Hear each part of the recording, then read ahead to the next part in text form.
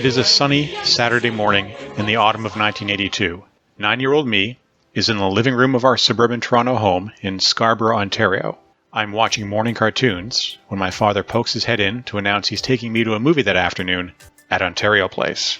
This was a big deal because Ontario Place was home to the Ontario Place Cinesphere, the world's first permanent IMAX theater.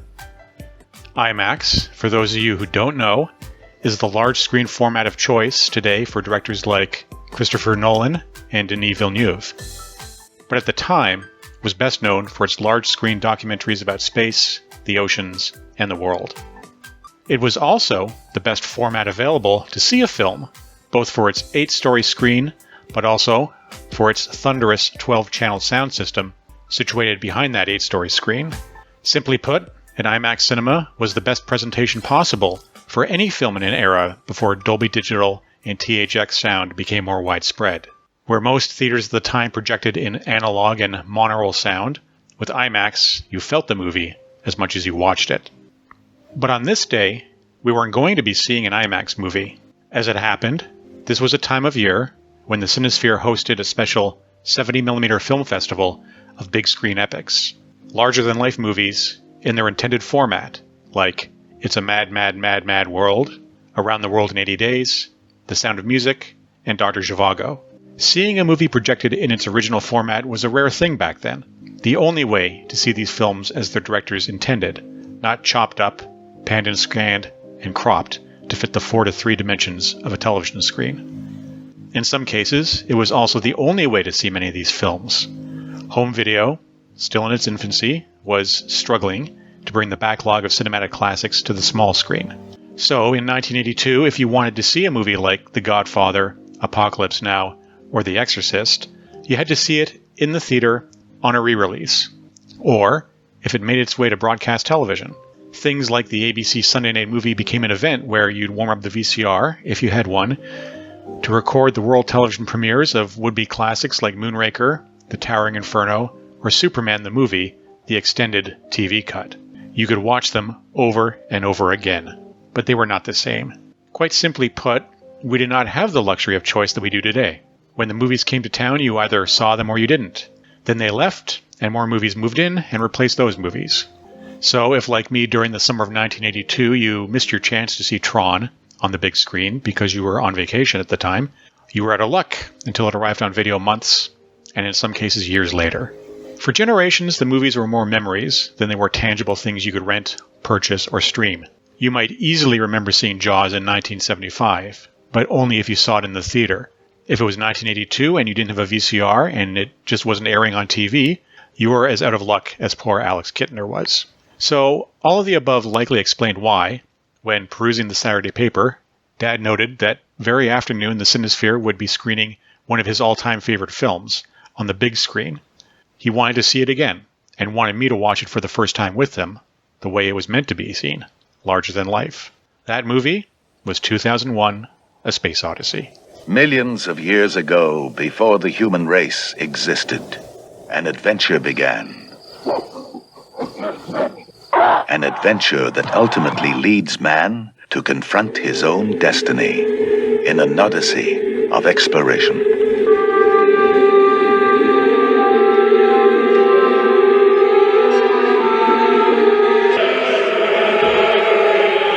Here's what started the whole thing. Wow. We thought it might be the upper part of some buried structure, so we excavated out on all sides. And what's more, it seems to have been deliberately buried. A shrieking monolith, deliberately buried by an alien intelligence, starts man on a mission 500 million miles into space. My dad was born and grew up Canadian, spending much of his childhood in and around the city of Barrie, Ontario, some 45 minutes north of Toronto. Shortly after marrying my mother in 1968, though, he decamped from Canada to Northern Michigan University in Marquette to study and get his BA in business administration. Up until marrying my mom, he'd been a blue-collar guy, working with my uncle on the road crew that carved Highway 400 out of the farmland north of Toronto. Back then, though, the key to a better life was called a college diploma, and Marquette was his best option, so off he went. To Dad, being a Canadian in America at the height of the Vietnam War was the ultimate trip. Insulated from the draft while your classmates were facing the very real prospect of being sent to Vietnam gave him a unique perspective. As a married man, too, it must have been different. Older than many of his classmates, the way he ingratiated himself with his American cousins was by going to the movies with them. Planet of the Apes, Bullet, Wait Until Dark, and on one fateful day, 2001: A Space Odyssey. It made an impression on him, so much so he actually wrote an essay about it for school, and it remains one of his favorite films, or at least the one he probably most vividly remembers seeing. But what was key in selling me on 2001: A Space Odyssey was a lot simpler than that. It had spaceships, it had apes, it had a computer named Hal. To 9-year-old me, a movie about a crew of apes piloting a spaceship around a galaxy with the aid of a computer named Hal sounded pretty fun in a Walt Disney meets Lancelot Link Secret Chimp sort of way.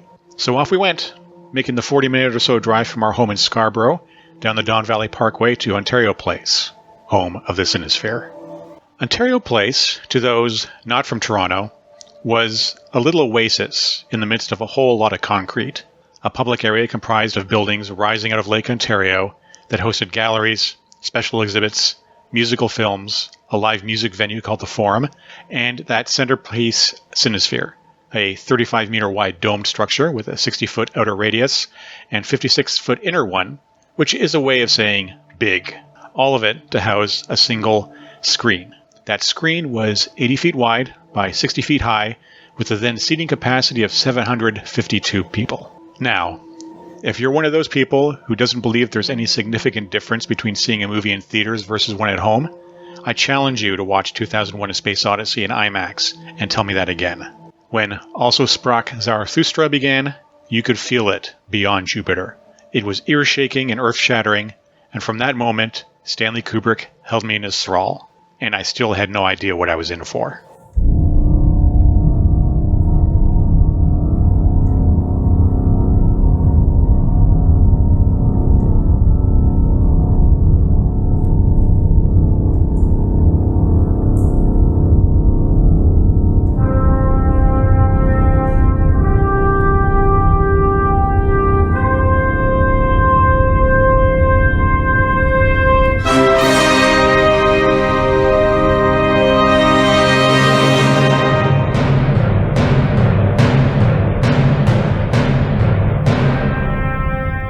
The movies I was used to watching told you what they were pretty much from the beginning, but 2001 was a different story.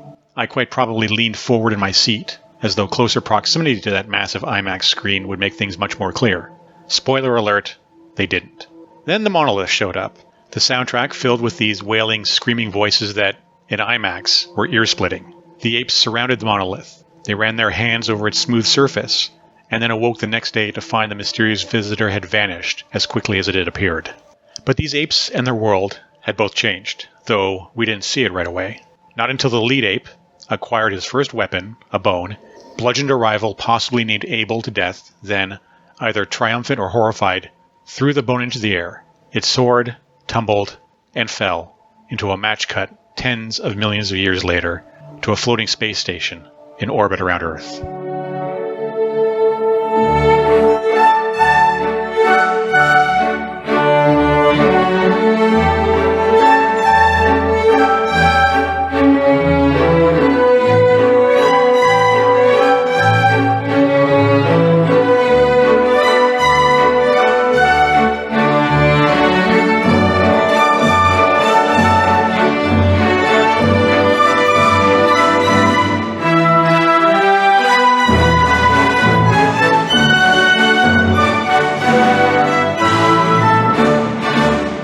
It is probably the most famous transition in film history, neck and neck with Peter O'Toole extinguishing that match in Lawrence of Arabia, a movie I would also see at the Cinesphere IMAX, although years later.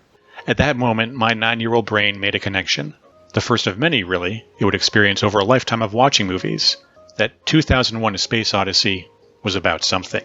Indeed, 2001 was the ultimate trip, and the ride was just getting started. Over the next 2 hours, it journeyed from Earth orbit to the Moon, where another monolith has been unearthed, to a deep space exploration vessel, Discovery, nearing Jupiter, to a homicidal computer named Hal, to murder and deactivation, and to astronaut Dave Bowman, played by Keir Dullea, encountering another monolith, orbiting Jupiter. Bowman takes an EEV out to meet with it, and somehow passes into it, embarking on a psychedelic journey through space and time, orchestrated by Kubrick and FX guru Douglas Trumbull. The final 23 minutes of 2001: A Space Odyssey is as devoid of dialogue as that Dawn of Man sequence, as Bowman passes through a Stargate, lands in a nice 18th century hotel room, ages rapidly, and ends up a dying old man in bed, visited by one last monolith. Bowman reaches for it, transforms into a glowing human embryo called the Star Child, and is last seen orbiting Earth like a sentient moon. The last shot of 2001: A Space Odyssey was the Star Child, staring at a camera and at us. The music swelled, we cut to the end credits, and that was it. The Cinesphere lights came up. We filed out of the theater silently. I don't recall if I said anything to Dad until we were back in our car heading for home, when he finally asked what I thought of the movie. I had no idea what to think. I had no idea what to say. I had no idea what I'd seen. But I knew 2001: A Space Odyssey was about something. I wanted to know what that something was. Scratch that. I needed to know. Finding the answer to those questions has been a central part of my life ever since. It's all yours. It's all yours. It's all yours. It's all yours. Ontario Place is a abundant sunshine, a wonderful kind space. It's the ring in your laughter and the smile on your face. It's all yours. Ontario Place. It's all yours. Ontario Place. It's all yours. Ontario Place. It's all yours. Ontario Place. Up to the point of seeing Stanley Kubrick's 2001: A Space Odyssey at the Cinesphere IMAX in 1982, the movies had just been one of many distractions for me. An entertainment on par with TV and comic books and video games. Surface sizzle, but not much deeper than a puddle. Movies like Escape from Witch Mountain, Unidentified Flying Oddball, The Private Eyes, The Wilderness Family, and Saturday the 14th. But also Raiders of the Lost Ark, Time Bandits, Dragon Slayer, Superman the Movie, E.T. the Extraterrestrial, and the big kahuna itself, Star Wars.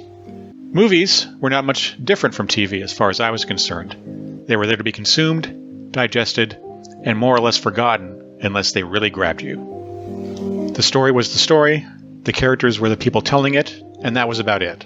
Ideas like subtext and theme and meaning were possibly there in some capacity, but I never really thought much about them. 2001: A Space Odyssey changed all of that, and I think it all came down to the way I saw it.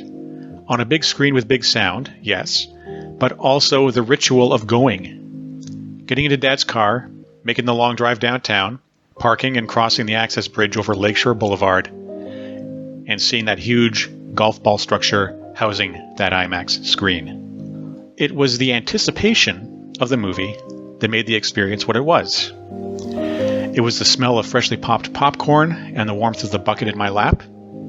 It was the feel of the cool Pepsi Cola in its wax paper cup.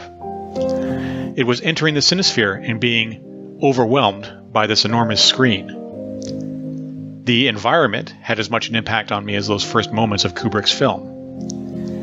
Had I first seen 2001 on TV, either on broadcast television or the then young world of home video, it's doubtful I would have had a similar experience, or a memorable one. Speaking quite frankly, on home video, 2001 is kind of dull. This is a movie you need to experience on the largest screen, in the loudest theater possible, to really see it the way Kubrick intended. Because I saw 2001 for the first time at the Cinesphere in all its encompassing towering glory, it became one of my favorite movie-going experiences. In it, I was able to glean that 2001 was about more than what it was about on the surface. This film, so important to my dad, was important for a reason. The totality of that experience marked the day movies ceased to be a distraction and instead became my religion. Kubrick's film was my burning bush, that moment of revelation that told me movies and stories could be about more than what they appeared to be on the surface, that they were theme and structure, that they were images deliberately chosen to elicit response. Movies could hold a hidden meaning. All I had to do was begin asking the right questions. This is a podcast about what going to the movies and growing up with them meant to me and to a generation born roughly between 1965 and 1980, Generation X. Because of when I was born, My experience growing up with the movies was typical of many other Gen X kids.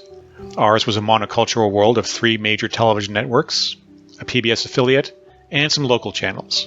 We entered our double digits at the birth of the home video revolution. We graduated from college to Laserdiscs, DVDs, and Blu-rays before streaming entered the lexicon. We got our music from FM radio, Much Music in Canada, and MTV in the United States. Gen X grew up in a world shaped by our parents' generation, the baby boomers. We grew up in a world they created. We had birthdays at McDonald's Playland and Chuck E. Cheese. Our first video game experience was Space Invaders or Pac-Man.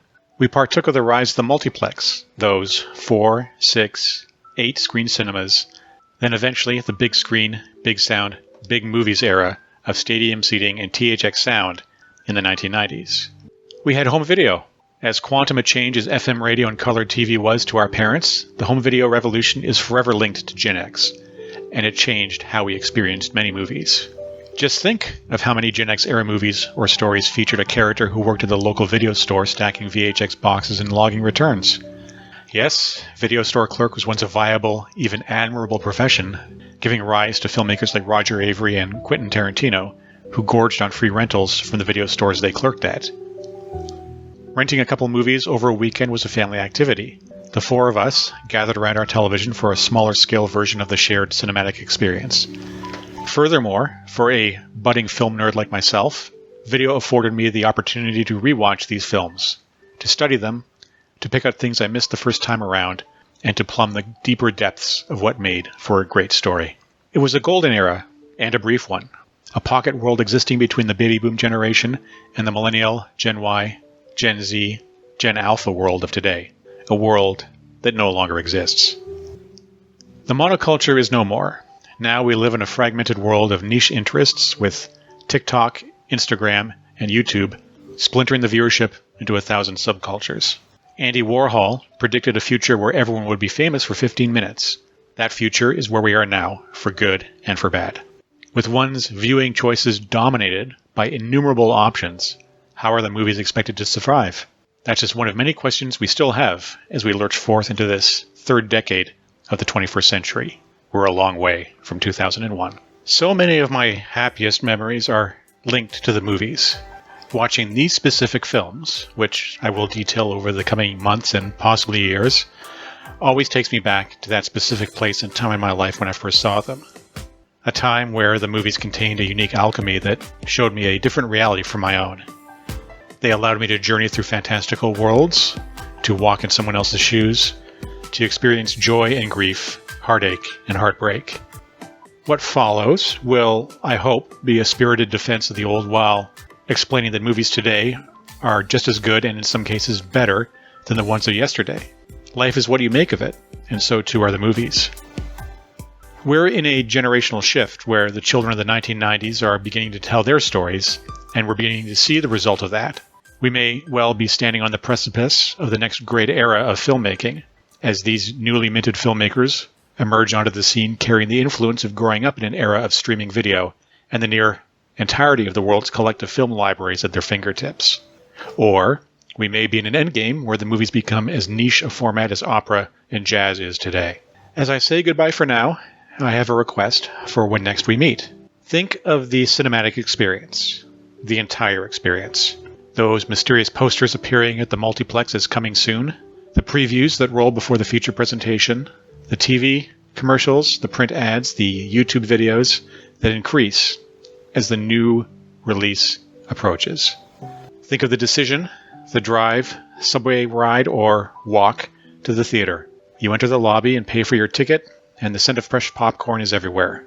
As you grab your snacks and your drink, the usher tears your ticket and directs you to the screening room, and you enter the theater proper, find and settle into your seat. The popcorn in the bucket is warm. The soda rests in his drink holder.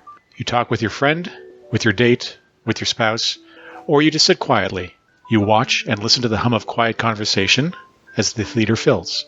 You check the time before, hopefully, turning your phone off and putting it away. The movie starts in 10 minutes, then 5, then 2. Then the lights dim, the theater darkens, the whispers become excited before descending into a hush. The curtains, if there are curtains, part, and the screen comes to life. There's some chatter through the previews, but when the feature presentation begins, the implied contract between filmmaker, film watcher, and audience is signed and notarized. Quiet now. No talking. No checking your phone. Settle in, get comfortable, and get ready, for the movie is about to begin.